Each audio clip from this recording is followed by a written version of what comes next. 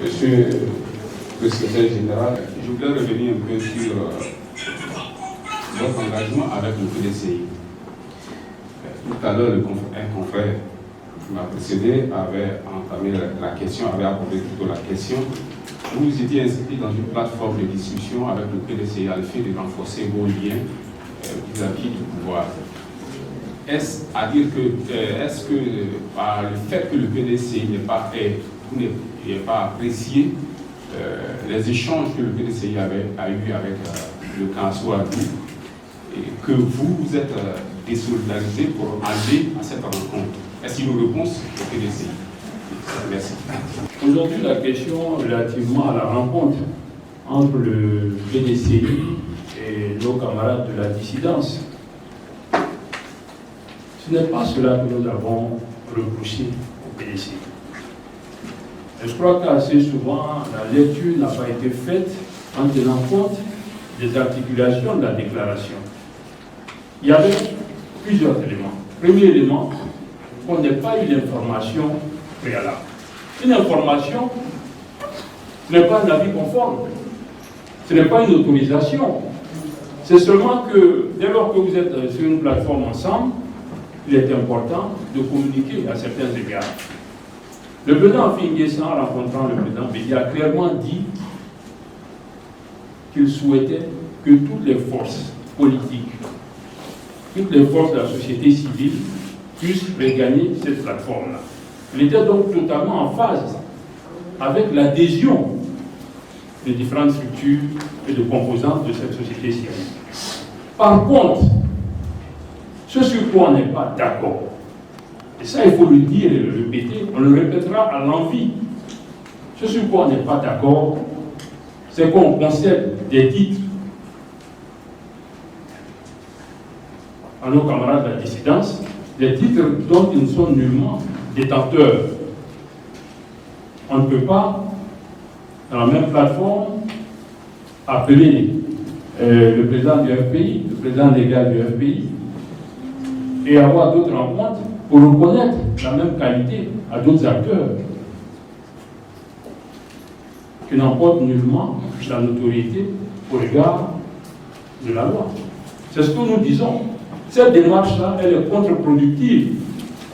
Parce que c'est un grand homme d'État français qui disait que c'est être complaisant qui doit plaire à tout le monde. Nous aspirons à diriger un pays. Nous avons des députés à l'Assemblée nationale. Il faut déjà respecter nos propres lois.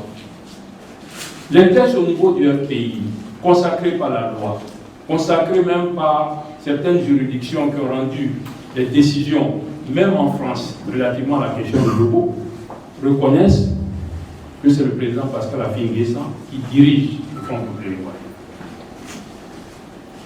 Le reconnaître et le consacrer, ce n'est qu'une simple mesure de civilité, de courtoisie, dont nous ne sommes pas opposés à la présence d'autres forces. Mais nous condamnons l'utilisation des titres reconnus au FPI officiellement quand ils sont utilisés par d'autres personnes qui n'en ont nullement l'autorité.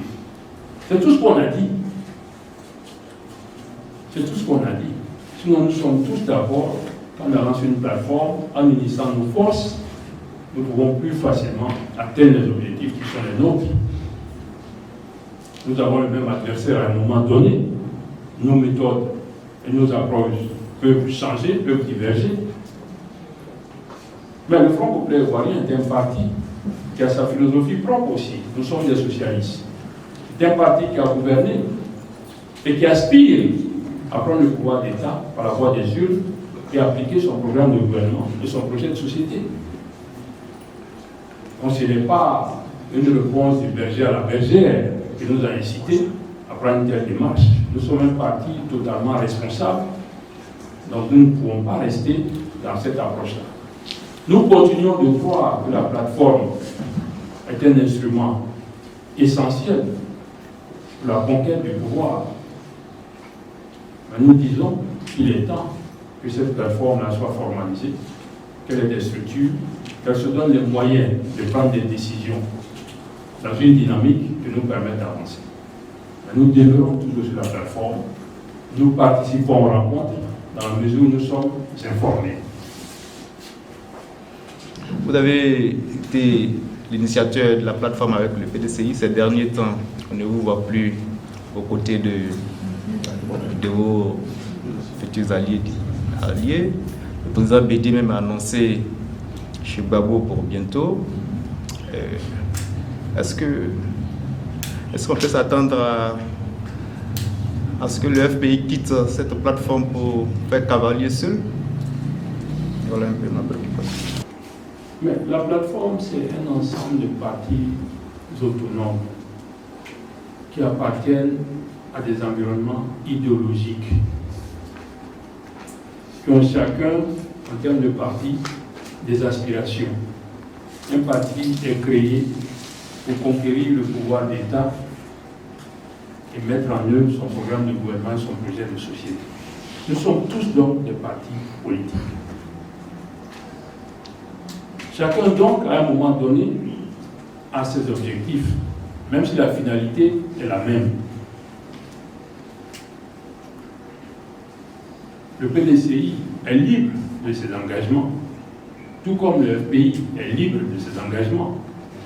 Toutefois, il faut le faire dans un cadre où il y a ce que j'appelle l'échange de bons procédés, on se donne des informations éventuellement. Maintenant, je l'ai dit tout à l'heure, nous ne nous opposerons pas à des rencontres avec quelques acteurs que ce soit, mais nous tenons à ce que le fait consacré par les textes, qui est la réalité du parti, soit reconnu.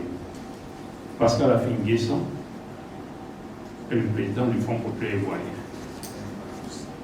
Si les autres négociations se font en tenant compte de cela, alors on va se retrouver tous sur la plateforme. On mettra tous en œuvre la cohésion qui nous permettra d'être efficaces. Mais quand il y a des confusions, vous devrez comprendre que ça peut impacter négativement les résultats. C'est ce que j'ai appelé la dynamique d'ensemble. Nous ne sommes pas un parti pour être un parti de gauche. Nous appelons au rassemblement. C'est au nom du principe de responsabilité que le président Affi-N'Guessan avait déjà anticipé en 2014 quand il est sorti de prison. C'est au nom du principe de responsabilité qu'il a mis en œuvre la continuité du dialogue politique avec les autorités.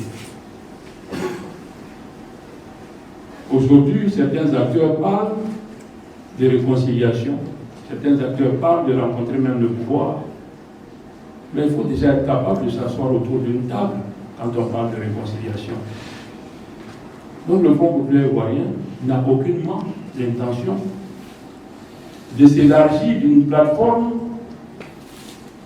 qu'il a contribué à mettre en place.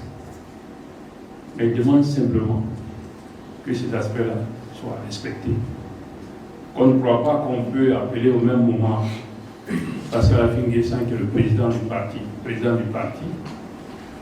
et appeler d'autres acteurs en utilisant le même vocable ou les mêmes titres. Le secrétaire général du Front populaire ivoirien porte-parole, c'est Sangaré Isiaka, qui a été clairement prescrit par nos textes et par la décision de nomination du président du parti. Si on sait reconnaître cela, alors on peut avancer tous ensemble. Si on ne sait pas reconnaître cela, c'est qu'on pose un acte inamical. Parce que la théorie de l'acte inamical est aussi une théorie essentielle dans la dynamique du groupe. C'est tout ce que nous disons. Nous sommes fermés à aucune rencontre. Nous voulons que cela se fasse dans le respect de nos textes. Gouverner, c'est avoir le courage de dire aux populations à un moment donné les réalités telles qu'elles s'imposent. Il n'y a pas deux FPI.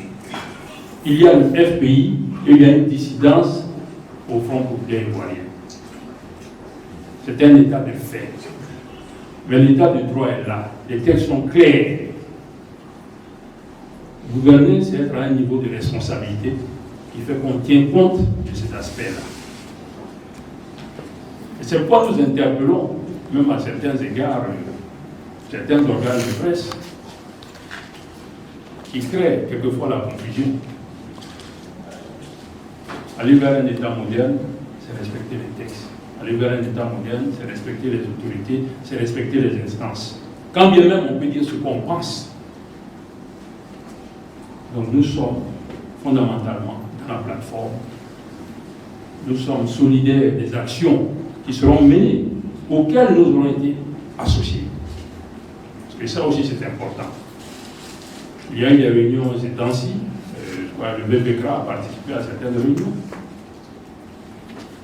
Donc le fil n'est pas rompu. Alors là, pas du tout. Le fil n'est pas rompu. Nous gouvernons dans l'approche du rassemblement.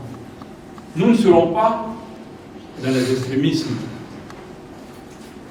Nous serons la cohésion qui, avec responsabilité, engagera notre pays vers des lendemains meilleurs. Impactera au quotidien sur la vie de nos concitoyens. Par la politique de la santé, de l'habitat, de l'emploi, de l'éducation. Voilà la finalité de notre action. Et puis, cette fois fâché, c'est que M. Afi est le président du FPI, mais M. Afi lui-même reconnaît que Gbagbo est son patron. Mais pourquoi Bédié discuterait avec un ange quand il peut le faire avec le bon Dieu? Nous sommes des de tradition très attachés à la rhétorique. Nous sommes dûment fermés aux échanges qui expriment la pensée profonde. Alors, la question qui fâche, non. Nous sommes des êtres humains. Nous sommes fortement, en tant qu'institution, rattachés à la légitimité démocratique. Celle qui met l'homme au cœur du débat.